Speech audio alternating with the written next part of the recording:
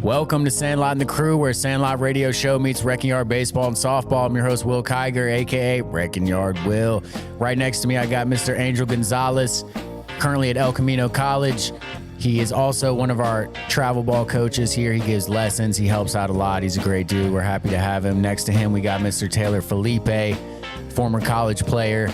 Also heads our 14U, helps out with some of the other teams. He gives lessons as well. Next to him, we have Mr. Jordan Crispy. He played at Marymount College, and he now heads our 12 and 13U, as well as gives lessons here.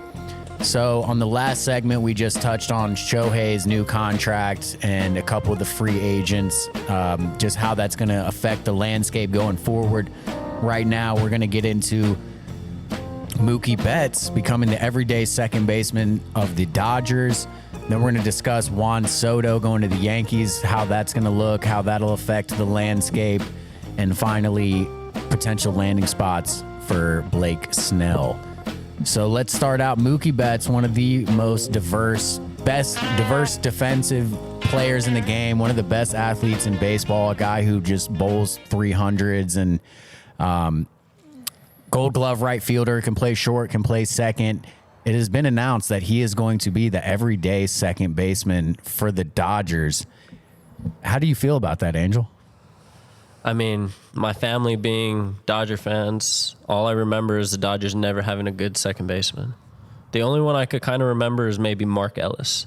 And he wasn't the most offensive. He wasn't the most offensive second baseman.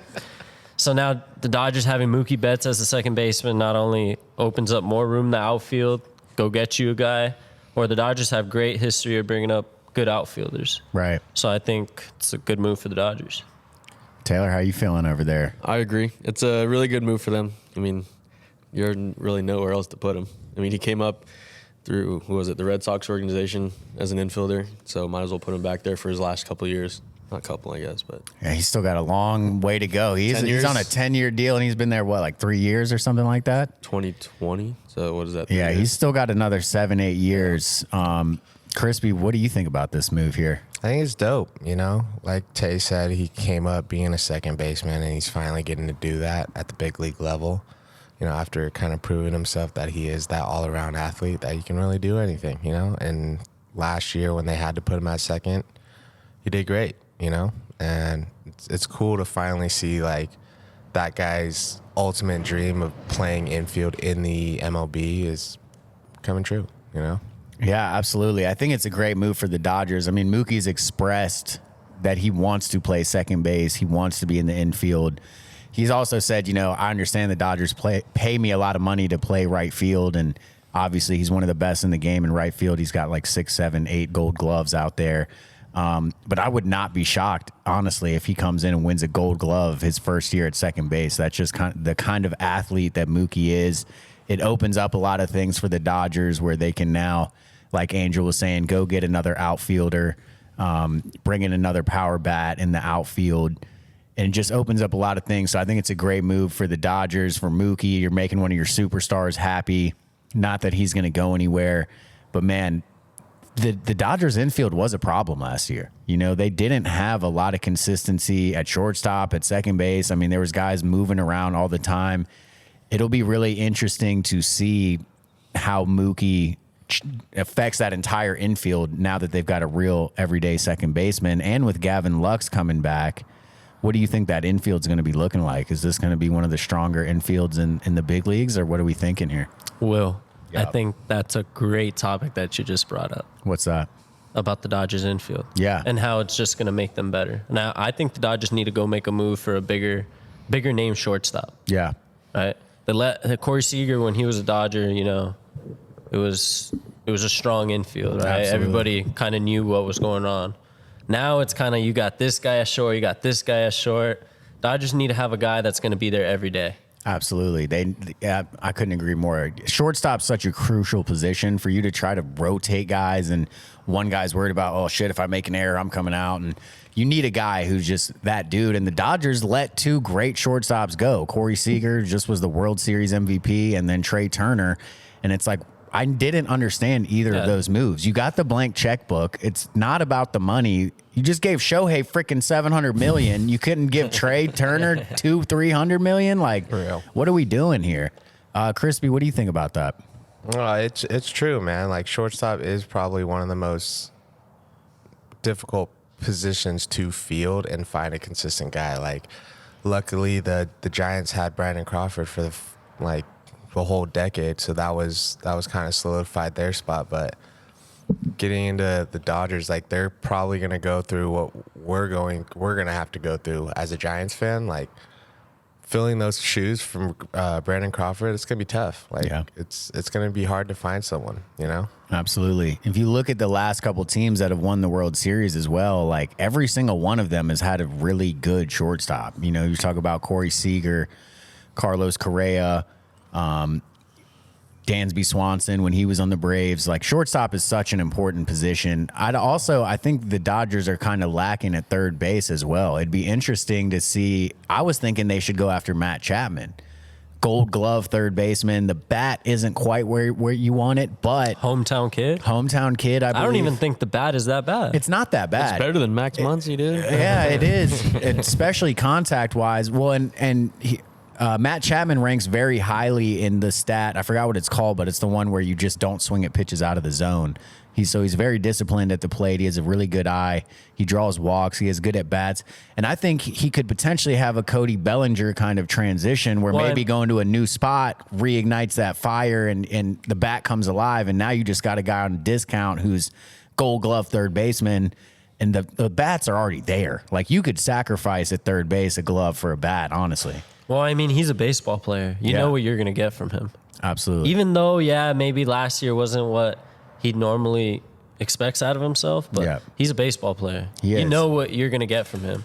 So, I mean, a team getting him, there's no like con to it, right? Right. He's a baseball player. He's a veteran. He's a professional. He's going to bring that presence to the locker room, to the clubhouse. It'll be interesting to see where he ends up. If he's back on the Blue Jays, they might try to secure him. But let's move on. Another major move that's been made in the past week or two is none other than Juan Soto leaving the Padres, going to the Yankees. Before we get into him on the Yankees, let's talk about him on the Padres and how that was just a total shit show. Way too many stars and egos on one team. And it was insane how much of an underperformance the Padres had last year. That roster was loaded, absolutely loaded. They knock off the Dodgers in the playoffs the year before, bring in even more talent, and then suck twice as hard. So what's the deal with that? Chemistry. I'm a big fan of, like, it doesn't matter if you are 6'5" all across the board and you guys can all hit 450 nukes. If you are putting together a team that has never played together, it won't work. You know, like, guy at third base, guy at short, guy at second. The first baseman has to know how that guy's ball tails, how he likes to throw it, where he misses. All these little intangibles that you just don't get to know unless you play with them, practice them day in, day out, you know? Like, it's absolutely just as simple as that. Yeah. Team chemistry is huge. I mean, but at that level, I mean, you're paying these guys how many millions to come out here and be professionals? It is. But This is their job. This is their job at the end of the day. If you put it that way, then what will happen to Yasiel Puig in like 2012, 13, and 14, where he was speeding and getting tickets and all that stuff? And he was not a good presence in the locker room either. He got into it with Zach Greinke. Exactly. And look where that landed him. And where is Yasiel Puig now? Couldn't be. No one knows. Nobody knows. No, he's playing. Japan? He's playing in United? He's actually having a really good year. He's in Japan. Yeah. United? Yes. Or Japan? But yeah, Taylor, why? Bartolo Colon. I think he's coming back to Mexico. Taylor, why do you think the Padres were hot garbage last year? Too many egos. I mean, you can put a bunch of good players together, but like Jordan said with chemistry, if they can't gel, if they don't know certain things, then what's the point? Yeah. I mean, baseball is a team game. Every sport's a team. Well, not every sport, but most of the most popular baseball, basketball, football is team game. But a lot of times people don't realize in baseball that chemistry does matter a lot. You got to have that team unity, camaraderie, because there's a lot of things like Jordan was saying there's a lot of intangibles. Like, are you going to be a team guy and go hit that ground ball to the right side to move that runner? Or are you going to go, oh, screw that, that's going to fuck up my batting average, I'm going to just try to swing it? So if everyone's out there playing for themselves, that can have a massive impact on the team. And obviously, way too many egos in there. Tatis, Machado, Soto, it was just too much. You know, on paper, it looked good. The idea, it seemed good. And you would think those three guys, like with similar backgrounds, like you'd think they'd find a way to gel and be amazing, but it just didn't happen. I don't know. I'm going to have to disagree with you. I think just the way the league was last year just kind of messed it up for the Padres. Yeah. Because look at how the shift was. I mean, Soto's getting a lot of hits taken away just because he's so pull heavy. He's getting a lot of hits taken away, right? And alongside with the other guys in San Diego. So I think with the new rules changes and all that, I think the Padres are going to be good. But I mean, obviously them losing Soto is going to be huge, like losing him, right? Yeah. But for the Yankees, I think it's going to be huge, right? I think Soto's going to hit it over 300, have over 40 bombs. Easy. Also, Easy with that launch pad. Easy. Easy. I was going to say there's And too, just because the shift is gone. well, the shift was gone the last stadium. year, and so it wouldn't have affected him at all last year. I think one problem with Juan Soto last year was that he was actually became a bit too passive. Like he drew, I think, the most walks in the league or had the best, not swinging at strikes. But he became so passive that he wasn't attacking the ball the way he should have been. And I think that shows a little bit in his numbers. And it'll be interesting to see now that he's on the Yankees. You got a short porch in right field. You got, Juan and Aaron Judge are going to be the two-headed monsters in the outfield. And He needs to go hit the ball. And Giancarlo Stanton. It'll be interesting to see if he stays in the outfield or do they move him to the DH spot. But yeah, so Juan Soto going to the Stanton? Yankees, Giancarlo. Yeah, Stanton's been in the DH spot. Yeah, so I don't see him in the outfield, but Juan Soto going to the Yankees is absolutely huge. That's a huge power lefty bat, and maybe with him getting even more spotlight, that's a place he can let his ego shine and go do the shuffle, and he's going to have a whole bunch of fans I up there. honestly hope he gets rid of the shuffle. Because dude, he's more known for not swinging the bat and taking a pitch instead of swinging the bat and hitting a ball over the fence. Yeah, he needs to start swinging it. He needs hopefully, as a Yankee fan, I want to see him swing the bat, not shuffle. Yeah. I want to see him put up numbers, not shuffle. Shuffle at home is plate hard, when you. though. Yeah, do that shuffle. No, it's not hard. It's not hard. It's No, hard. it's not It's hard. hard. It is not hard. Bro, when you get the little No, at the end of that it, is horrible. That's That is hard. horrible. That's how I know hard. you're a career 150 hitter. Oh my God. We do not need to get into stats right now. Let's get back into this. We do not Let's need get to back get into this. So Juan Soto to the Yankees. Crispy, what's your thoughts on this? Dude, I think it's awesome. Again, big market plays for a big market player. It's just, I hope he excels. It's going to be awesome to see him hit. I want to say he's going to hit like 50 jacks Yeah, at least. That would be crazy. Dude, It's he's a pull launch heavy. pad, dude. He's pull heavy. It is a launch pad, and they're playing at a little league field, man. It is a freaking, Relax. Do you think they should push that back? Relax. Absolutely. Why? What do you mean? It's 200 all the way around, Relax. You don't want to see jacks? basically. It looks like Relax. Cooperstown. What are we talking about here? Relax when you talk about the Yankees. Taylor, what are your thoughts on Soto going to the Yankees? What kind of year is he going to have? I think he's going to have a 60 bomb year. 60 bombs. 60 bombs. Good night. Yep. Well, you heard it here first, folks. Crispy saying 50 jacks. Taylor saying 60. I think he had 30, 34 home runs I last thought he year. had less. I thought he had No, less. he still got like 30 or 34, I'm pretty sure. You can Google it real quick, but I'd like to see him be more aggressive. I want to see back to that Washington Nationals Soto, who's a 19-year-old in the World Series, just staring pitchers down, hitting balls into the upper deck. I love what he brings to the game. I think baseball is going to be better off with Juan Soto in a position where he can shine and have that spotlight and be the young star he is. And I imagine he's only on the Yankees for 1 year because he still had 1 year left with his deal. But I imagine after that, the Yankees are going to throw him a fat bag and try to lock him down. Yeah, 35.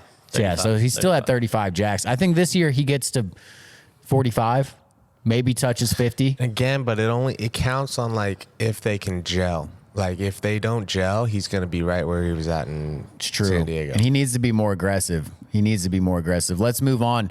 Mr. Blake Snell, the NL Cy Young winner last year. He's won a Cy Young in the NL and the AL, one of the only players in Major League history to ever do that. An absolute dominant left-handed arm on the Padres last year. A team stacked with superstars. Where are we thinking Mr. Blake Snell might land up, or just where would you actually like to see him go? Besides your freaking favorite hometown The team. San Francisco Giants. Oh, my No. God. I mean, I could see not that. I could see that. meat. But I could see that, though. That's what I'm But- saying. That's the but actual let's one give- I could see happening. Is I Blake could Snell see going it. to the Giants? It is possible. What else we got? Let's give him at least a little bit more credit. I feel like Blake Snell doesn't get the credit he deserves. underrated. Yeah, definitely. I mean, I don't I know mean, how how is underrated his you name- can be when you're winning a Cy Young. Yeah, but how is his name not being talked about? It is weird. Yeah, you don't see I mean, his yeah, name. he's getting the awards. He's getting the awards, but what I'm saying is like he's not being like talked about. He's not that in the big free name. agent Yeah, he's market. not that big name. Yeah, it's weird. Well, I think obviously Shohei's. Yeah. That was just such a massive spotlight that everyone wanted to cover that, and then Yoshinobu Yamamoto coming from Japan's another huge story. But without a doubt, I mean, after those two guys, even after Shohei, really, I mean, Blake Snell is easily one of the best, biggest free agents out there. I honestly could see him going to the Mariners.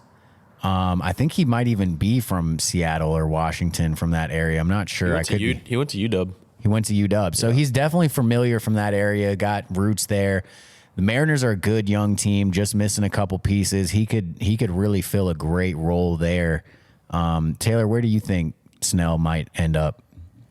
That's a tough one. I would say the Mariners just because he did go to. I'm pretty sure he went to UW, and I don't know if he lived there or whatever that for high school. But I think the Mariners would be good for him because, like you said, there's a good young team there, and he can be that whatever veteran presence in the locker room and help them out there because the Mariners are getting pretty close to moving on to the second round. I don't think they're made out of the last 2 years. Yeah, they're not far off. And you got I'm totally blanking on JP Crawford. JP, no, but Julio Rodriguez? Yes, Julio. Gosh, man, that dude is a monster. I mean- love watching him play. Last year there was a stretch. I think he set the MLB record where he had like 17 hits in 4 games or something. Like he was literally 4 for 4 or 4 for 5, like 4 or 5. Dude just could not get out. I mean, that dude's a freakish young talent.